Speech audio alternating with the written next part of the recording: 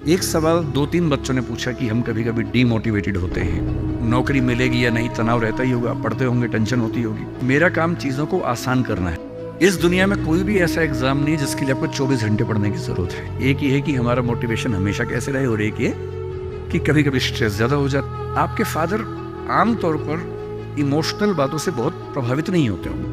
आपके अंदर से आंसू छूट रहे हैं, आपका मन कर रहा है मैं क्या कर लूँ, आग लगा दूँ, जंगल में जाके क्या कर दूँ। मैच्योर होने का सबसे बेसिक मतलब है कि आप किसी इमोशन में रह नहीं जाते, आप खुद के ऊपर कंट्रोल बेहतर रख पाते। करियर को लेकर सवाल मन में आता हो, ईमानदारी की बात यह है कि वो अकेला रास्ता नहीं है।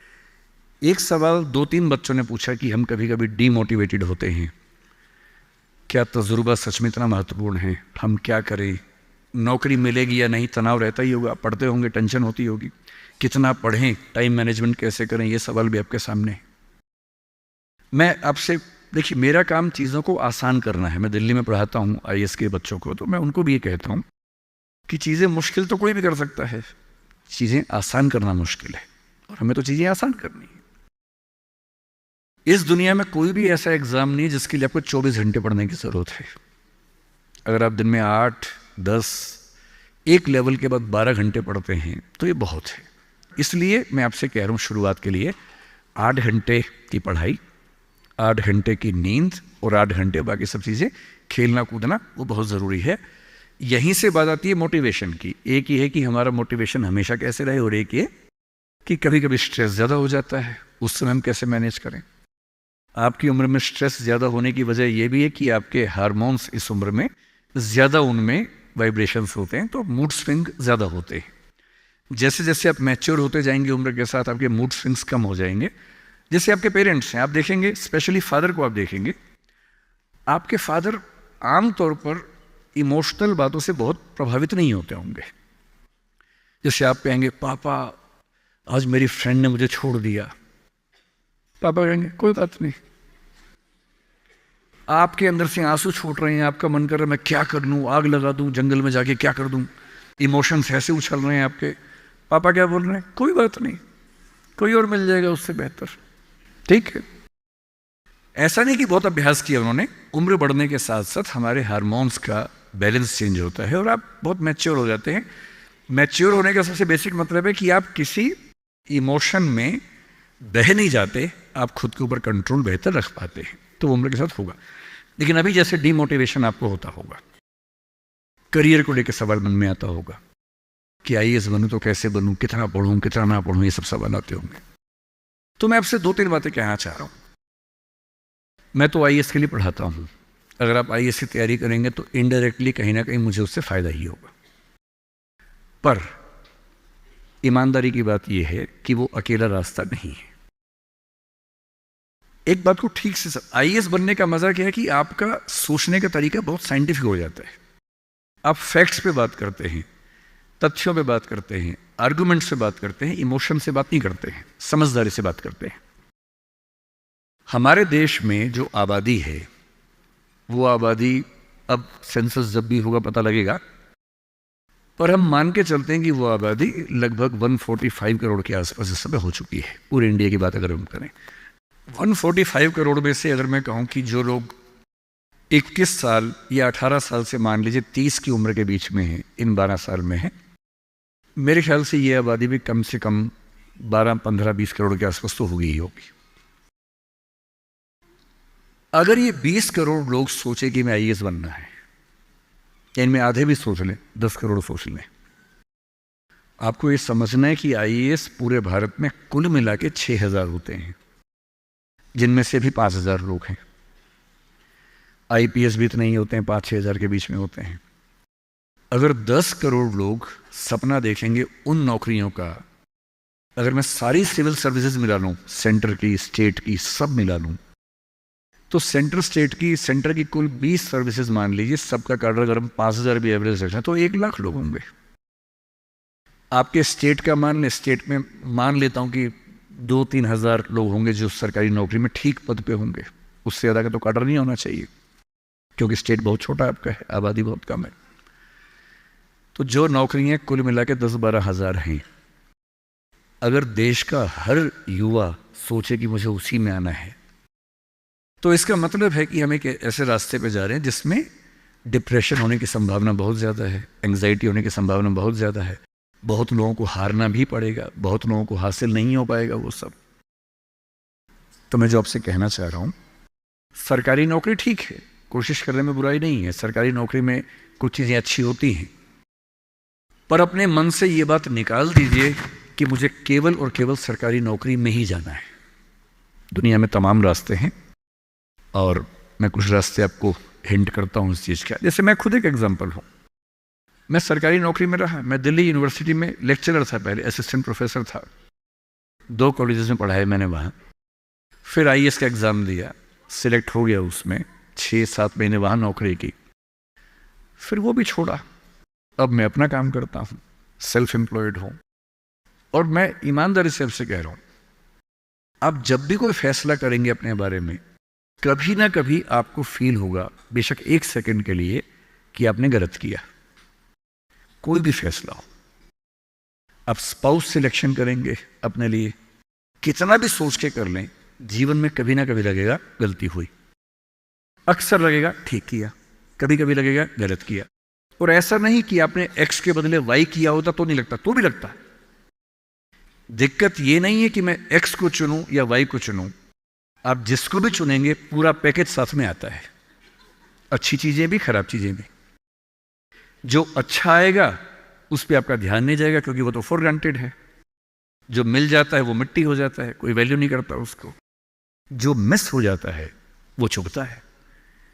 और जो चीज दूसरे ऑप्शन में अच्छी थी इसमें नहीं, आप बार बार वो देखते, अरे यार वो ठीक था, अरे यार वो ठीक था।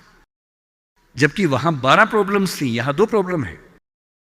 पर हमारी ह्यूमन कॉन्शियसनेस ऐसी है कि जो छूट गया उस पर नजर ज्यादा जाती है, जो मिल गया मिट्टी हो जाता है। एक बड़ा प्रसिद्ध शेर मैं कई बार कोट करता हूं, मतलब दुनिया जिसे कहते हैं जादू का खिलौना है, मिल गया वो मिट्टी है, नहीं मिला वो सोना है। जो नहीं मिलता है ना वो बड़ा परेशान करता है। ये नौकरी के मामले में भी है। पर मैं ईमानदारी से कह रहा हूं कि मुझे आज तक जिस एक फैसले पर 1 सेकंड के लिए भी नहीं लगा कि मैंने गलत किया, वो नौकरी छोड़ने का फैसला है। मुझे आज तक नहीं लगा कि मैंने गलती की, क्योंकि मुझे लगता मैंने एकदम ठीक किया। मैंने अपने स्वधर्म, अपने नेचर के अनुसार सही किया। इस बच्चे ने बड़ा खूबसूरत सवाल पूछा कि आप IAS एलाइड की नौकरी छोड़ के टीचिंग में क्यों आ गए। मैं इस सवाल में दूसरा सवाल जोड़ देता हूं। हमारे सामने प्रेम सिंह जी बैठे हैं, मुख्यमंत्री जी बैठे हैं, वो टीचिंग की नौकरी छोड़ के पॉलिटिक्स में क्यों आ गए। 2 एग्जाम्पल्स हैं आपके सामने। इन दोनों में एक तारतम्य है, एक रिदम है, एक लय है दोनों में। वो टीचर बने, उनको फील हुआ कि उनका स्वधर्म टीचिंग से ज्यादा कुछ और है। मैं IAS एलाइड में आया, मुझे लगा कि मेरा स्वधर्म इससे ज्यादा टीचिंग में है। स्वधर्म क्या होता है? आपने गीता पुस्तक का जिक्र सुना होगा, उसमें श्री कृष्ण ने स्वधर्म का जिक्र किया है। यहाँ बहुत सारे बच्चे बौद्ध समाज से होंगे, महात्मा बुद्ध ने भी इस बात पर खूब जोर दिया है।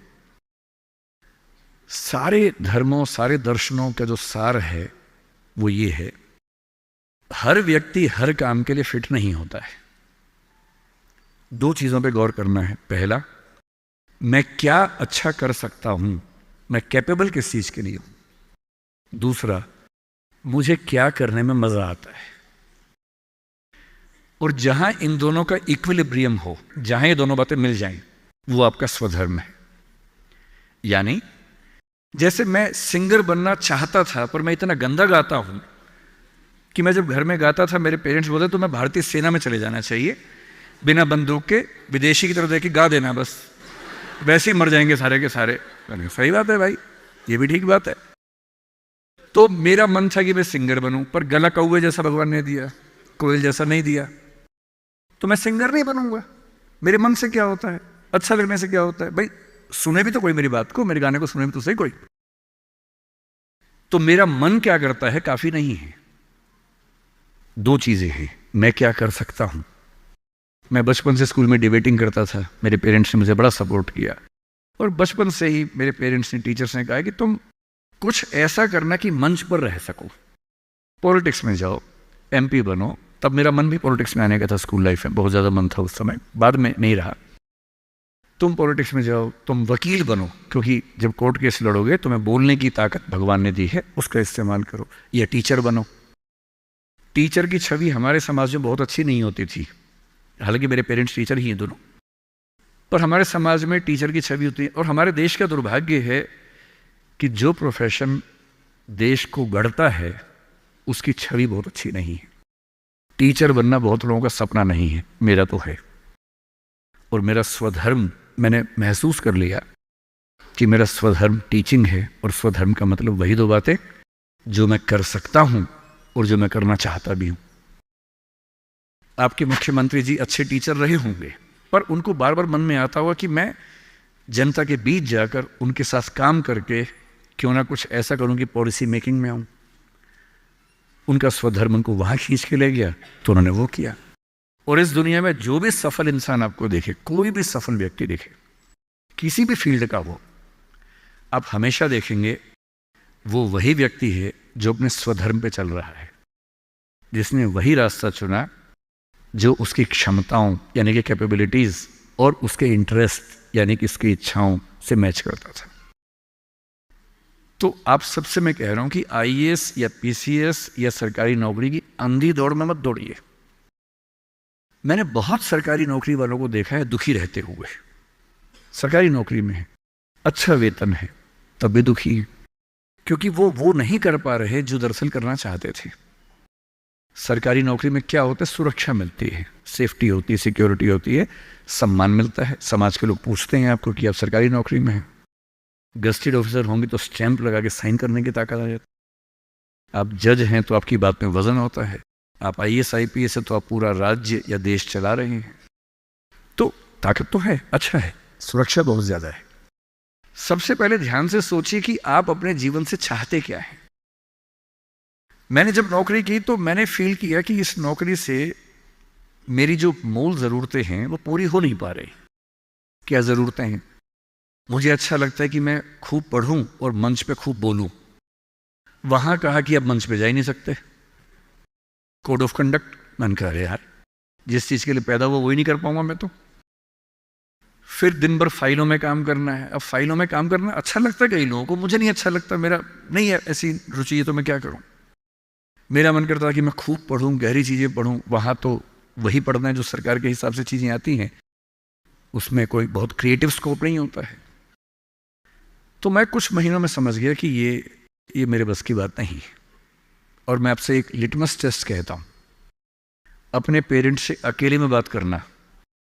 देखिए मैं बहुत ज़्यादा बोलता हूँ, जब आपको लगे ज़्यादा हो गया आप इशारा कर देना, मैं चुप हो जाऊँगा वहाँ पर, है ना। मैं भूल जाता हूँ कि मैं कितने घंटे बोल चुका हूँ तो आप हिंट कर दीजिएगा। आज घर जाके अपने पेरेंट्स से बात करना और एक बात पूछना उनसे, अकेले में बात करना, सबके सामने नहीं। स्पेशली अगर आपके पापा किसी नौकरी में हैं या मम्मी नौकरी में, जो भी नौकरी में, उनसे पूछना। उनसे कहना कि पापा आप नौकरी में खुश हो, ये बोल के चुप हो जाना। ये मम्मी आप नौकरी करती हो सरकार में या प्राइवेट जहां भी करती हो, ईमानदारी से बताओ, मेरे सिर पे हाथ रख के बताओ कि आप खुश हो।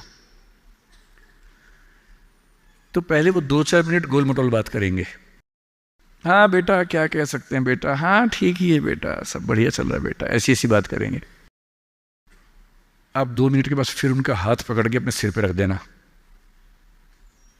अब बोलना आपको मेरी कसम में झूठ बोला तो मर जाऊंगी, मर जाऊंगा। झूठ मत बोलना, सच्ची बताओ आप खुश हो। 2-4-5 मिनट के बाद उनके आंसू निकल जाएंगे या आवाज भर आ जाएगी उनकी। और मैं गारंटी दे रहा हूं आपको, 10 में से 9 पेरेंट्स कहेंगे बेटा खुश तो नहीं है पर क्या करे, क्या करे। तुम्हारा करियर बनाना है, तुम्हारी जिंदगी ठीक रहे, नौकरी छोड़ भी तो नहीं सकते।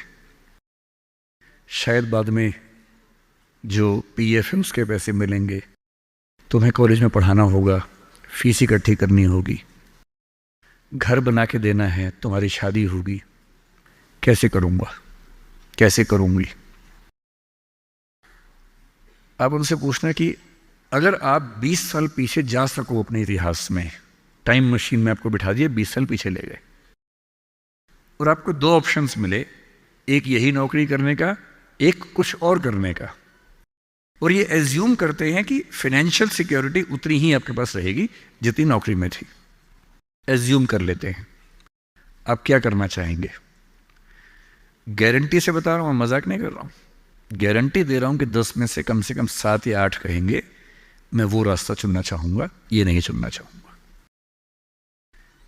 इसलिए सिर्फ सिक्योरिटी जिंदगी में काम नहीं आती है, जिंदगी में बहुत कुछ काम आता है।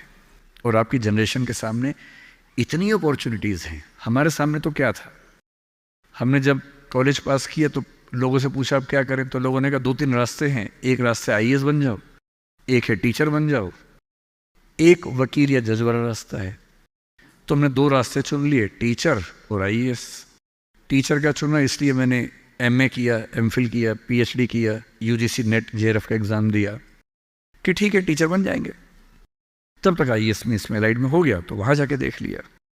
जल्दी ही समझ में आ गया कि दोनों में उतना मज़ा नहीं आ रहा है तो दोनों छोड़ दिया।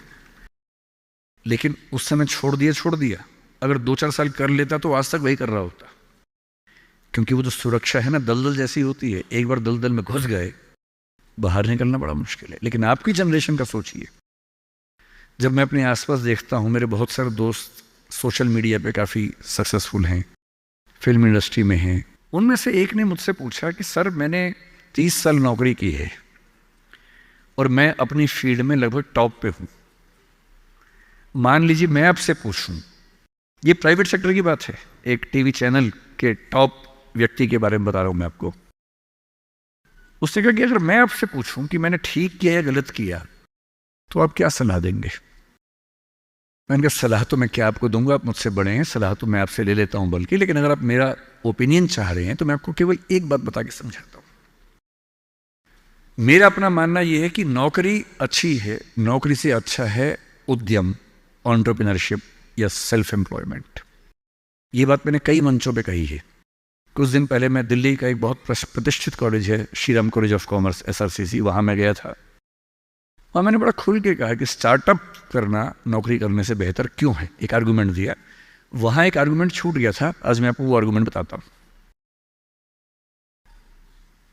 जब हम नौकरी करते हैं, मैंने उसी व्यक्ति को कहा कि जैसे आपने नौकरी की है, 30 साल हो गए, आपके पास 3-4 साल बचे होंगे। उसने कहा सर 3 साल बचे हैं, फिर मैं रिटायर हो जाऊंगा। मैंने कहा आपने ज़िंदगी भर में मेरे ख्याल से आपकी महीने की सैलरी आजकल शायद 1.5-2-2.5 लाख रुपए होगी। आपने ज़िंदगी भर में ठीक ठाक पैसा कमाया होगा, पर जितना भी कमाया होगा लगभग उतना खर्च भी हो गया होगा, क्योंकि खर्चे भी तो बढ़ते हैं ना परिवार के समय के साथ, बच्चे हैं, करियर है। बोले हाँ सर, कुछ बचता नहीं है, बस ये है कि काम चल जाता है। मैंने कहा अब 4 साल में रिटायर होंगे, आपने एक घर जरूर खरीद लिया होगा नोएडा में। बोले हाँ सर नोएडा में। नोएडा दिल्ली के पड़ोस में है जहाँ कई लोग रहते हैं। दिल्ली में नौकरी करके घर खरीदना बड़ा मुश्किल काम है। तो दिल्ली में जो लोग नौकरी करते हैं, दिल्ली के आसपास घर खरीदते हैं। नोएडा एक जगह है, इंदिरापुरम एक जगह है, गुड़गांव एक जगह है, वहाँ आमतौर पर घर खरीदते हैं जो दिल्ली से सस्ता मिल जाता है और अच्छा घर मिल जाता है। मैंने कहा रिटायर हो जाएंगे, रिटायरमेंट के बाद कितने पैसे आपके पास होंगे, जिंदगी भर की बचत?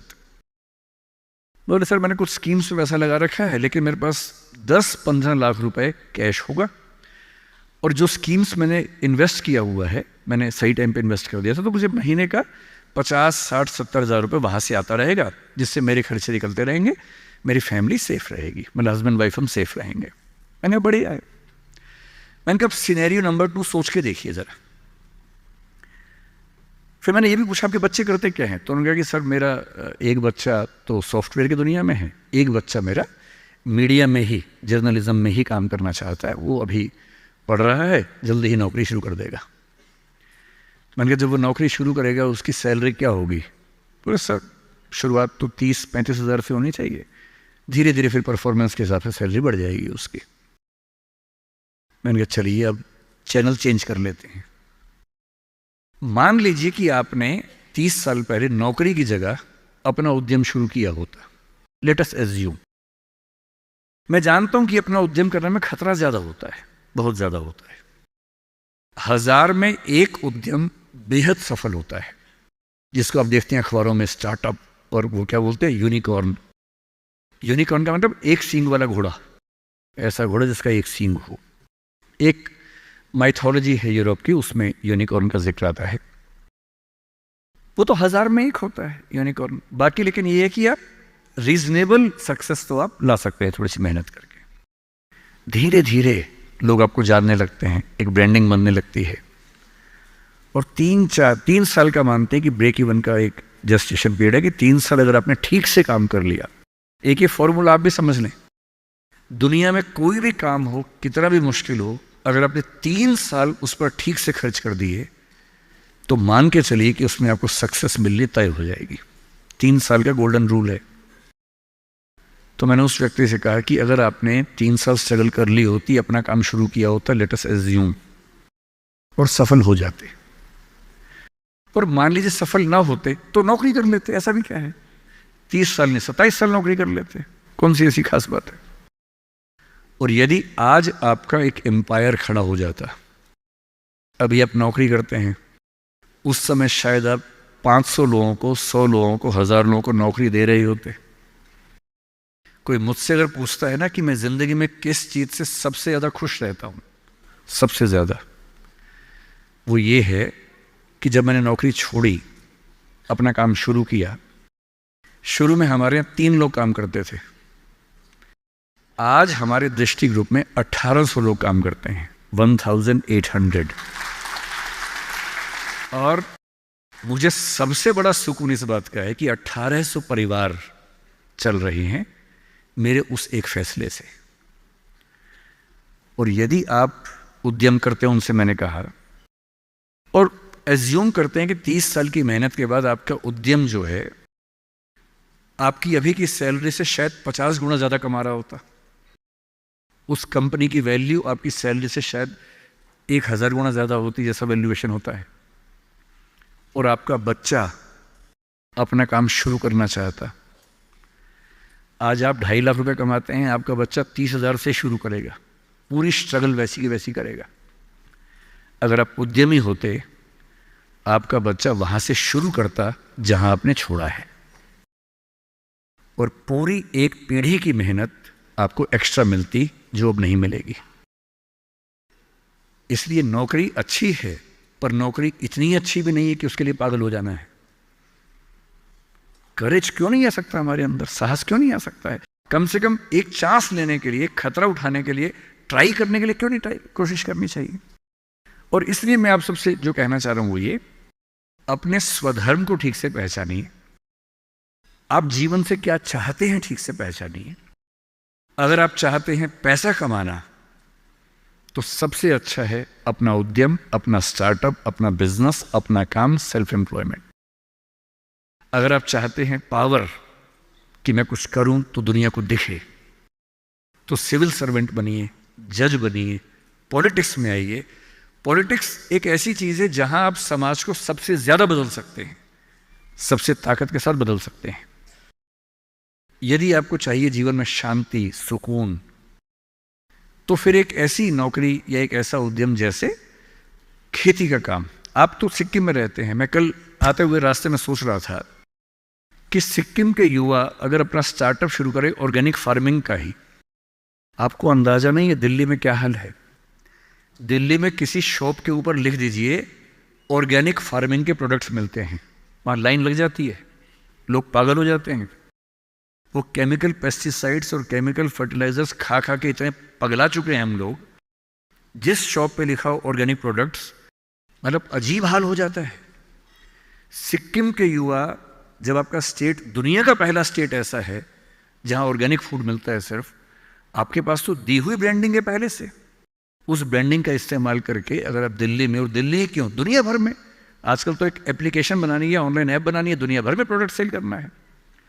और अगर आप ऐसा कोई प्रोडक्ट लाएं और सिक्किम में 10-20 यूनिकॉर्न खड़े हो जाएं, यूनिकॉर्न का मतलब है एक ऐसी कंपनी जिसकी वैल्यू $1 बिलियन की है। $1 बिलियन का मतलब आज के ज़माने में होता है लगभग 10,000 करोड़ रुपए या 9,000 करोड़ रुपए। वैल्यू, इनकम नहीं, वैल्यू, कंपनी की वैल्यू इतनी है। और ये आजकल बहुत मुश्किल नहीं होता है, बस 2-3 साल की गंभीर स्ट्रगल। फिर कल मैं एक बात और सोच रहा था, जब मैं बागडोगरा से यहाँ आया, मैंने कल महसूस किया कि जो north eastern part of country है, जिसमें सिक्किम भी है, बाकी राज्य भी हैं, हम तो दिल्ली में रहते हैं। मुझे दिल्ली से कहाँ जाना होता है, मैं बॉम्बे अक्सर जाता हूँ, इलाहाबाद जाता हूँ, लखनऊ जाता हूँ, जयपुर जाता हूँ। जहाँ भी जाना होता है, अगर मैं सड़क से जाऊँ तो कुछ घंटे, बॉम्बे तो अब 12 घंटे का हो जाएगा, पहले 24 घंटे का था। और फ्लाइट हर जगह की है, फ्लाइट में बैठे 2 घंटे बॉम्बे, 1 घंटा इलाहाबाद, आधा घंटा लखनऊ, आधा घंटा जयपुर, बात खत्म, पहुँच गए। अब मैं सिक्किम आना चाह रहा हूँ, कल को शायद मैं अरुणाचल जाना चाहूँ, नागालैंड जाना चाहूँ, मैं बहुत आसानी से पहुँच नहीं पा रहा हूँ। ये दिक्कत तो सब लोगों के साथ है। आपका दिल्ली के साथ, देश के बाकी हिस्सों के साथ कांटेक्ट इतना कमज़ोर है, चिंता की बात है। पर ये चिंता केवल सरकार के लिए क्यों है? एक रास्ता भी तो है। कल मैंने रास्ते में एक चीज़ सोची, आपसे शेयर करता हूँ, शायद आप में से कोई इस रास्ते पर चलना चाहे। हवाई जहाज़ तो उसके लिए बहुत बड़ी पट्टी चाहिए होती है। मुझे पता है कि यहाँ पड़ोस में एक हमने एयरपोर्ट बनाया है जो मौसम की वजह से कम चल पाता है। हेलीकॉप्टर एक बहुत बड़ा स्ट्रक्चर होता है जिसको मैनेज करना आसान नहीं होता है। अगर आप टेक्नोलॉजी को ठीक से समझते हो तो अभी दुनिया के कुछ देशों में एक्सपेरिमेंट्स हुए हैं, एक्सपेरिमेंट सक्सेसफुल हो चुके हैं। आप यूट्यूब पर सर्च कीजिए, मिल जाएंगे आपको। क्या एक्सपेरिमेंट है? एयर टैक्सी का, हवाई टैक्सी। कई कंपनियों ने अलग अलग तकनीक से ये प्रयोग करके देख लिया है। ऊबर इस पे कुछ एक्सपेरिमेंट्स कर रहा है। हमारे प्रधानमंत्री श्री नरेंद्र मोदी की बात भी ऊबर कंपनी के मालिक से 3-4 साल पहले हुई कि ऊबर टैक्सी हम चलाएंगे, एयर टैक्सी चलाएंगे दिल्ली में जल्दी ही। दिल्ली से गुड़गांव जाने में 1 घंटा लगता है, एयर टैक्सी 8 मिनट लेगी मैक्सिमम। टैक्सी कैसे काम करेगी? आपने ड्रोन देखे हुए हैं, हेलीकॉप्टर भी तो इस तरह का ड्रोन ही होता है। एक कार जैसा इंस्ट्रूमेंट है जिसपे 4 पंखे लगे हैं, वो ड्रोन बन के उड़ता है और एक जगह से दूसरी जगह ले जाता है। बैटरी ड्रिवन चीज़ें भी आने शुरू होने वाली हैं जो कि बहुत कॉस्टली नहीं पड़ती हैं ऑपरेट करने में। मैं कल ही सोच रहा था कि नॉर्थ ईस्ट में अगर कुछ ऐसे युवा हो, कुछ सिक्किम में हो, कुछ अरुणाचल में हो, नागालैंड में हो, त्रिपुरा, मिजोरम, मेघालय में हो, और मिलके कुछ ऐसी कंपनियां बनाएं सरकार की पॉलिसी से बात करके, और मेरे ख्याल से सभी राज्यों के मुख्यमंत्री दिल्ली में बात करेंगे। सिविल एविएशन मिनिस्ट्री से, होम मिनिस्ट्री से परमिशन जो रिक्वायर्ड है वो लेने के बाद ऊबर जैसी कंपनियों से टाई अप करके जैसे भी करना चाहें, अगर हमारे पास एयर टैक्सी का एक अच्छा मॉडल बन जाए। कल जब मैं तीस्ता के पास से निकला, मैंने अपने ड्राइवर साहब से पूछा, क्योंकि पुल 1-2 टूट गया, वो बता रहे थे, बहुत मिट्टी मलबा जमा था। मैंने उनसे पूछा कि जैसे नदी के सामने जो गांव है, अगर मुझे यहाँ से वहाँ जाना हो, पुल तो टूट गया, कैसे जाएंगे? उन्होंने बताया कि यहाँ से वहाँ जाने के लिए 50 किलोमीटर पीछे जाके एक पुल पार करके आना पड़ेगा, क्योंकि अभी पुल टूट गया है। और मैं सोच रहा हूँ कि मान लीजिए इस नदी के इधर और उधर 2 दोस्त रहते हों, या किसी बच्चे का घर इधर है, स्कूल उधर है, अब वो कैसे जाएगा? और ऐसा क्यों ना हो कि इस राज्य की भौगोलिक स्थितियों को देखते हुए हमारे पास एयर टैक्सी के छोटे छोटे मॉडल्स बहुत जगहों पर हों, जो बहुत कम फीस पर वो सारा डिस्टेंस ट्रेवल करने में हेल्प करते हों। और ये उद्यम बाकी राज्यों के लोग यहाँ के करें, क्या इससे बेहतर नहीं है कि सिक्किम के बच्चे ये उद्यम करें? और सिक्किम के टूरिज्म के डेवलपमेंट में सिक्किम को फ़ायदा हो, ये तो होना ही चाहिए।